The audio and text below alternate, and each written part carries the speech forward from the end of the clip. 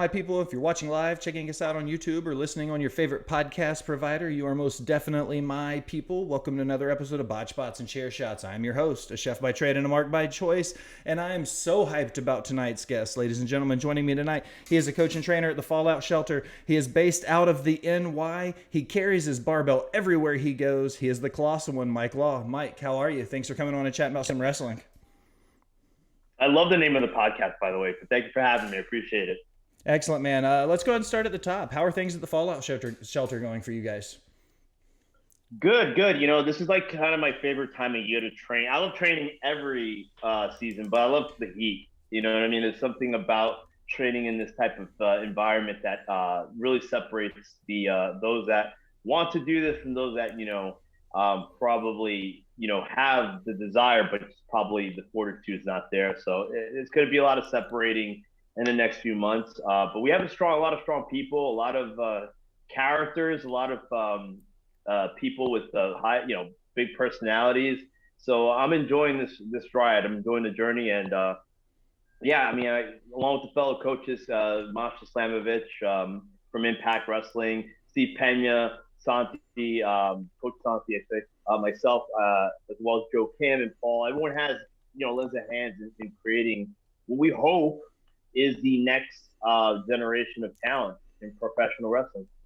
Where did wrestling start for you, as one half of the question being as a fan and the other half as a professional? What wrestling were you exposed to as a child? And then what really made you go, okay, this is what I want to do for a living? Man, so the first match that I can recall was back when I watched Ricky Steamboat versus Randy Savage at Madison Square Garden. I remember telling a story a while back about how that night, I don't remember anything other than the fact that was a cage match. And till to this day, I still mark out to it, man. That's the one match that I've always wanted to be in that I've never been in the 20 plus years I've been wrestling. And it was Ricky Steamboat versus Randy Savage in the main event. As a fan, I was like, man, this is so cool, man. Like I was like 5 years old, 5 or 6. I remember my uncle, he had, those blower horns, those deals. So he was just sounding off at that. He had a couple of drinks in him, and the guys in front of us didn't like it too much. There was going to be a post-main event match afterwards. Going to be a dark match. I think security broke it up. But yeah, that was, as far as being a fan, that was my initial connection. I would watch a lot of WWF.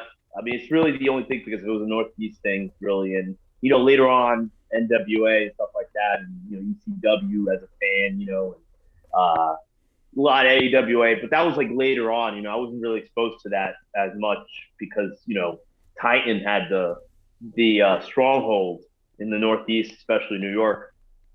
As far as I wanted to be in the wrestling team because I don't know, even back then I knew that if I had learned amateur wrestling, it probably would have been helpful in pro wrestling. So I never made any of the teams, but I will say that my uncle, he was a referee for like an underground promotion in Brooklyn called Arena Puerto Rico. Although at the time, I don't know if that was what it was called. And he got into it legitimately. One of the other guys, I guess, didn't like my uncle too much and legitimately broke a Heineken bottle over his head. And that was it for him. He was done. After that, he didn't want to referee no more. And he introduced me to this guy named Pedro Rodriguez, who was like 5 foot nothing, but he was jacked, man. I mean, this dude was like, he was made out of granite. Just jacked. And Hurricane, freaking wrestling name. But anyway, he introduced me to him. I was 15 years old. I started training in August of 1998. And then, it wasn't much training as much as me getting my ass kicked every day. Every time I went in, it was me getting beat up. And I guess it was a way for them to test you at the time. I don't know if you could get away with that these days, but that's the way they kind of just broke you in the business was, before you learned anything, you would just they tested you a lot to see if you had the fortitude to continue. So starting your career in the late 90s versus where we're at in 2022, what are some of the biggest changes you've seen in the business, especially on the indie scene? I think social media is a huge influence. Obviously, there are positive and negatives to it because I remember the time when I would take a VHS tape And for you to know who that is, just look it up. It's a VHS tape and a hard copy of my resume of whatever, indie that I'd done. I didn't have my first pro match until like 2001, meaning I didn't get paid or, have like a legitimate professional match until like 2001 for NWA Over the Top in New Jersey. I don't know. I kind of just miss picking up the phone and calling a promoter or getting a call from a promoter. I always thought that was like a cool deal. Um, a lot of that communication has changed. I think um, there was like pro wrestling at that, especially during the late '90s, early 2000s, heavily influenced by ECW and hardcore wrestling. And I know now, looking back, you look at CTE and stuff like that. It's like, shit. Sometimes it probably some of us should have taken some time off. I know I got my fair share of concussions during those times, but I think the advent of like stuff like that, like CT, and just knowing that we got to protect ourselves better. I think it was a grittiness to it. You know what I mean? Like if you watch any of that stuff in the '90s, no way you could get away with a lot of that stuff. There's no way. I mean, I just don't even think. I think from the training standpoint, legally, some of the beatings that were handed out definitely couldn't get away with it. I mean, I saw some shit, man. Like, sometimes it was justified. You know what I'm saying? Like, well, sometimes I would think like, it was a way of kind of differentiating the pretenders from the guys who were going to do this thing. And don't get me wrong, there were times where I second, third, I rethought my process a lot of times. I think there was a grittiness to it back then. It's a little bit, I would say I was a lot cleaner now. Definitely a lot more inviting. I I don't know. I think you can't even fault that older generation because I think I got it easy, to be honest. Like the first time I got in the ring, I was 15 years old and I got hung upside down in the corner and they just started chopping me. Like it was a conga line of like workers and they were just chopping the shit out of me while I was hanging upside down, my shirt over my head. And I don't know. I remember thinking to myself, like, they probably want me to quit and I'm not going to do it. You know what I mean? Like, it was just, I don't know if it's the Puerto Rican in me or whatever, or, it's just the pride in me that was like, I can't let anybody win, and I think there's a toughness now in terms of like athleticism, but I think there was a ruggedness that we've somehow lost from the time that I started in 1998 till now. I think this is a tough business and it is a physical business, and I'm just saying you can still be tough without having to kill somebody. There is that way of doing this thing of ours. So I think there needs to be a better process of kind of making people get to that next level of being what we consider a professional wrestler. So when you're in That was a this, long-winded response. Sorry. no, that was perfect.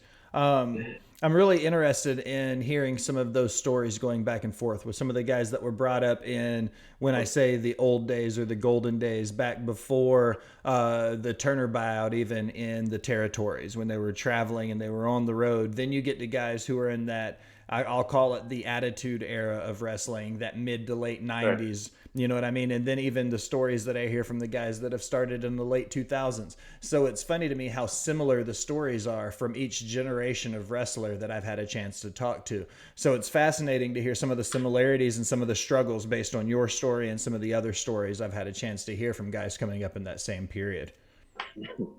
Yeah, and like I said, I think I've had a little bit easier than I don't know. I mean, people would probably look at it like, oh, that's like barbaric, And I'm sure if I had shown my parents all the welts and the bloody chest from that, they probably would have told me never to go back there. But to me, I also looked at it this way. I go, there were guys in that ring that could have legitimately put me out and hurt me for good.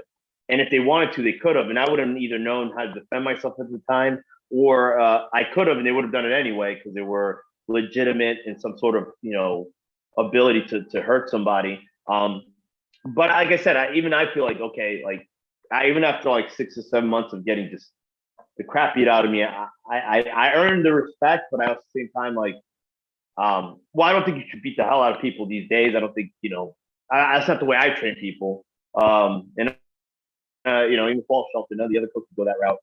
I think, there is a little bit of tough love that's involved with what we do. So this is going to seem like a really weird question. I hope I word it right for you. I've heard a lot of Never. I've heard a lot of trainers describe the collar and elbow as the once upon a time with the story that's told in the rink. Okay, so it's the start of Right. every story.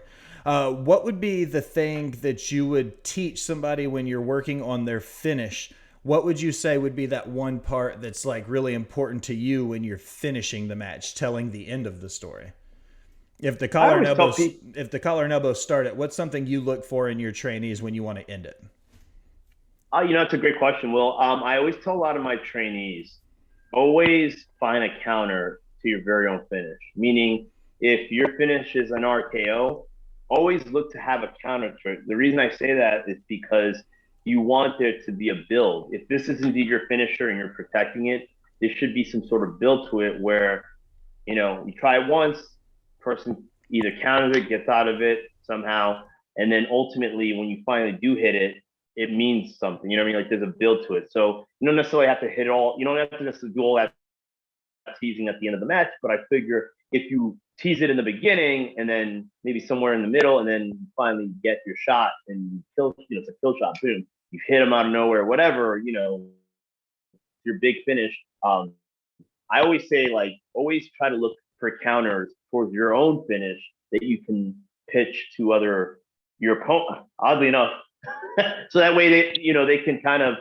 gauge or look at it as in that perspective, and then when that finally hit that big move or that maneuver, the fans get it. Even if they've never seen you before, they're like, oh, okay, that's what he meant to go for, and that's what he finally got. And that's what got the win, and it makes kind of correlates all together. So if you have a student and they're coming up in your class and you have them and they're just oozing charisma, do you push them harder in promo classes or vice versa for somebody who's super strong in the ring but maybe not a super strong talker yet on the stick? Do you adjust the training from student to student based on their strengths? I guess is a good way to look at it. Yes and no. I think everyone has. I think we're at a time and age, man, where you have to be the total package. And I'm not talking about Lex Luger, even though he portrayed himself very well as the total package. But I will say you need to be able to do it all. You need to be able to speak on the mic. You need to be able to entertain people. You need to be, you have to have some sort of physical feature to yourself that makes you different from everyone else. You have to obviously be able to perform in the ring, to a high level, especially when you look at the talents in the like AEW, in WWE, NXT, etc., New Japan. Like there are levels to this. I like people to get uncomfortable. You know what I mean? If you're a fantastic in-ring performer, I'm gonna test you to go and cut a 30, 45-second promo and get me invested in you. If that's not your thing, I want it to be your thing. If you're a great promo person and you have a huge personality, but your in-ring's lacking, then we're gonna test you as well on that. I think part of expanding and the one thing that I regret when I was younger, because I was very naive and I was very stubborn, was not expanding. I was in my own little world with, my buddies, and we were traveling, to these small towns. And, there's a lot of things that I will say that I made a mistake going up in the business that not that I regret, because it's all led me to this. So it's not like a huge, like, oh, I regret not having that. But I will say that a lot of it for me, as far as like what I try to pass on to the trainees and students, is like get out of the comfort zone. You know what I mean? Don't just once they're ready to get to that next level in terms of like getting on to independence and hopefully larger organizations, don't just settle for wrestling out in New York or New Jersey. Get out, go to Ohio, go to Florida, go to California. Go get your face and name out there, get that brand out there, and get out of your comfort level. Wrestle with people that are better than you. I was always, man, you gotta be honest. Like I was like when I was 15 years old, 110 pounds, like soaking wet, dude. I looked pale as a ghost. I had no actual muscular feature on my body whatsoever. I didn't, I just, when I started going to the Indies, I was so insecure and timid that I was worried. I'd get in there and see guys training, working out, and go, "Oh, I don't want to get schooled." You know what I mean? I don't want to get punked out in the ring. But that's how you get better. Anyone, that's how you get better. You get in there with people better than you. But as far as like training towards people's strong suits, I try to go out of it so that way they can be uncomfortable. So that way they can, find the courage to overcome like whatever part of their game is flawed. Excellent. So we talked about Mike Law, the trainer. Now let's talk about Mike Law, the wrestler. You've got Oh a boy. big match coming up in June, ECWA. Sam Shields, you're having a shot at the gold again. What's it like looking down the barrel, having another chance to become a champion again?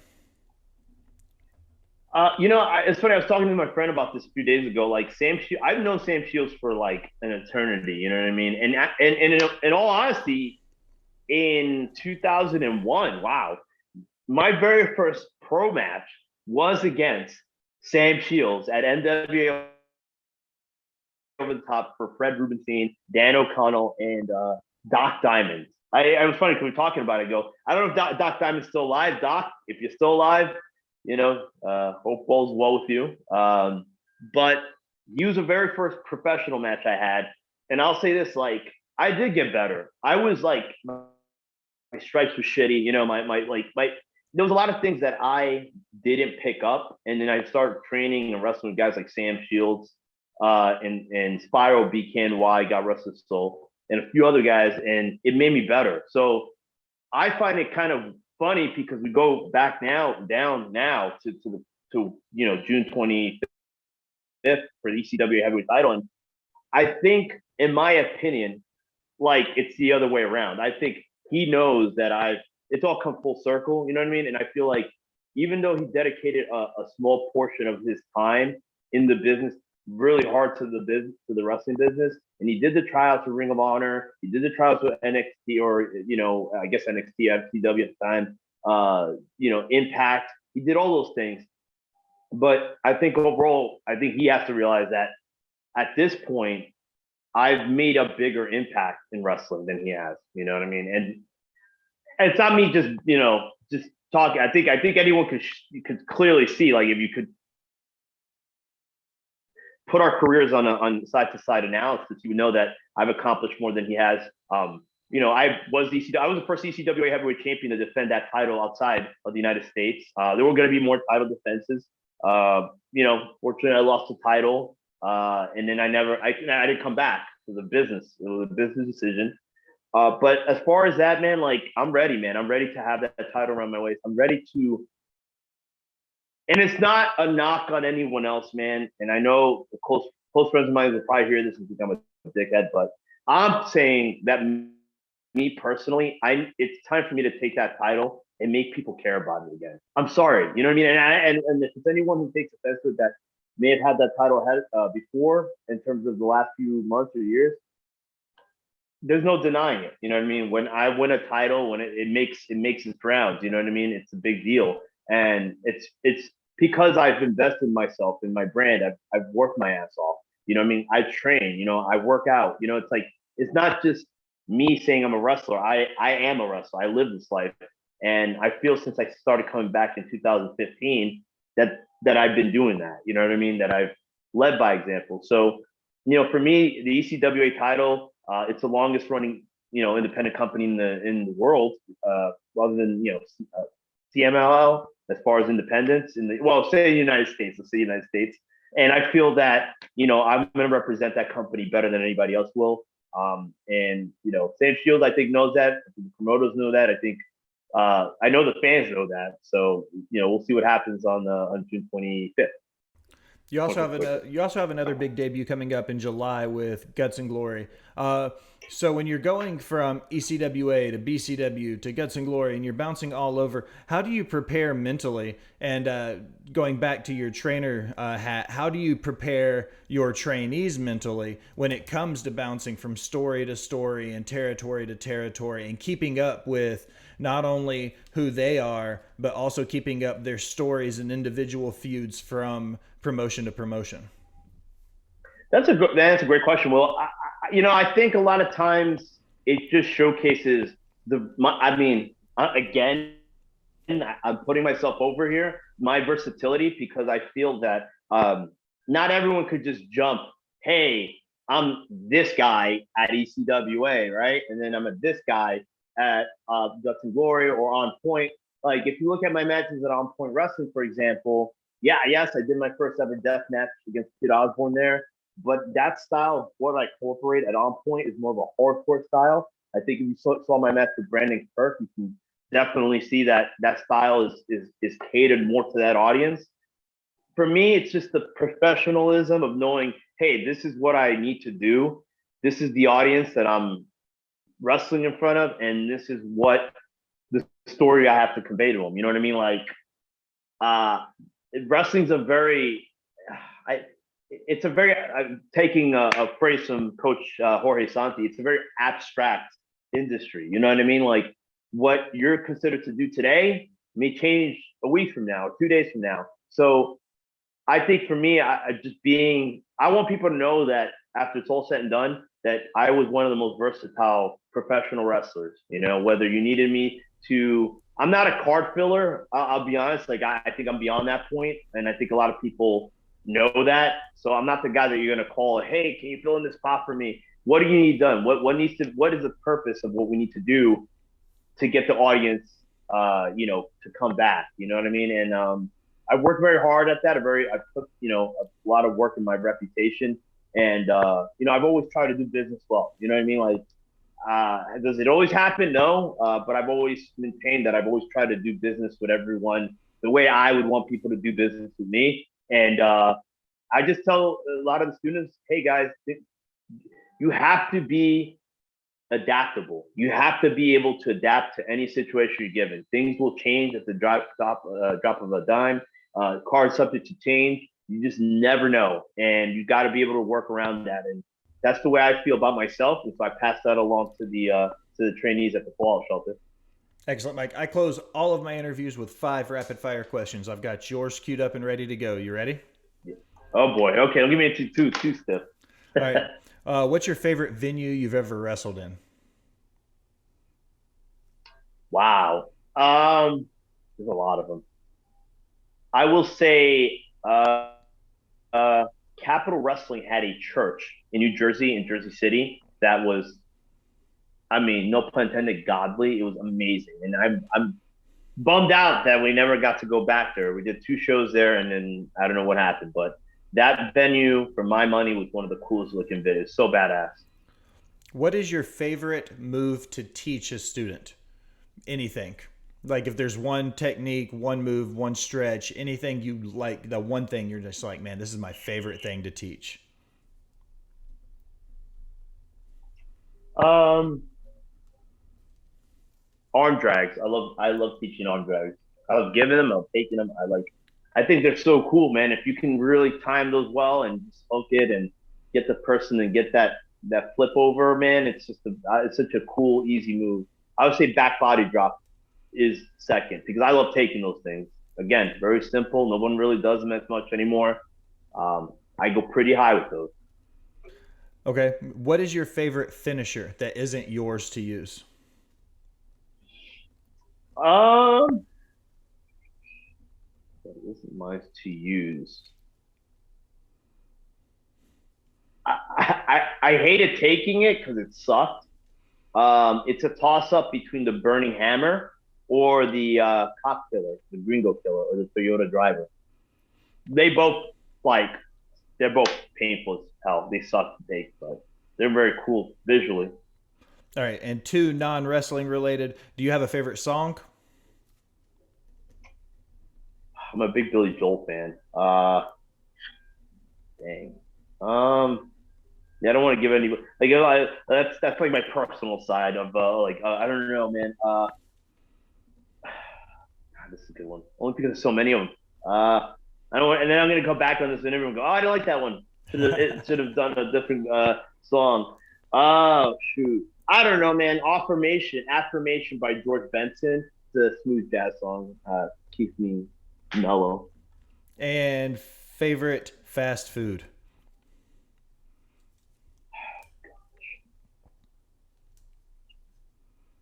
Used to be pizza. Uh, is Yeah, I guess pizza. Pizza can't you can't go wrong. You know what I mean? I mean, I guess you could if you go to certain places, but New York, I mean, pretty much it's all sells itself, really.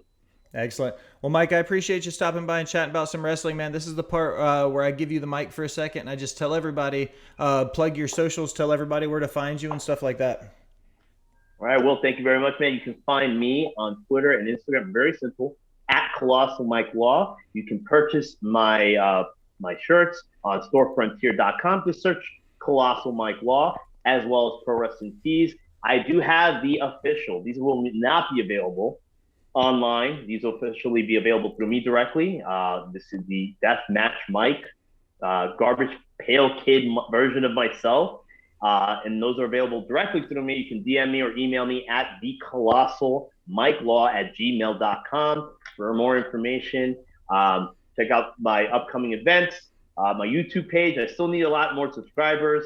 And again, Colossal Mike Law, all across the board. Also, I can't forget my barbell, Barbie B. She has her own Instagram and her own Twitter, and that's at Real Barbell on Twitter and Instagram. Excellent. That's it, I think. Awesome. Now, as we close another episode of Botch Bots and Chair Shots, I want to take a minute and thank everybody for stopping by and listening. Remind them to go anywhere they do anything on the internet. Like, follow, subscribe, unsubscribe, then subscribe again. Leave a comment telling us how great we are, how terrible we sound. Either way, it helps our algorithm and it helps find new listeners. As always, I am your host, The Will Gray. Thanks for stopping by and listening, my people.